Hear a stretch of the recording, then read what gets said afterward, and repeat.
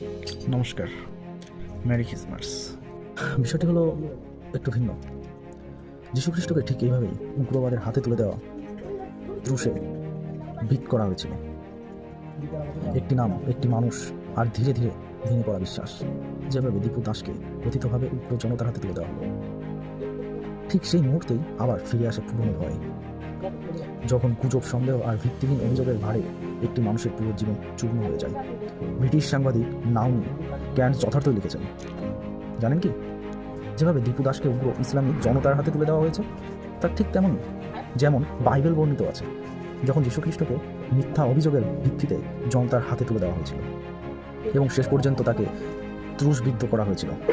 এই তুলনা কেবল ইতিহাসের কথা বলে না, এটি আমাদের বর্তমান সমাজের এক ভয়ঙ্কর বাস্তবতাও সামনে আনে, যেখানে আইন নয়, জনতার উন্মাদনায় বিচারকের আসনে বসাতে হয়েছে, বসে পড়ে। আজ প্রশ্ন শুধু একটাই, আমরা কি মানুষ হিসাবে, সভ্য সমাজ হিসাবে আমরা কি মানুষ, নাকি আমরা কোনো সভ্য সমাজ গড়তে পেরেছি?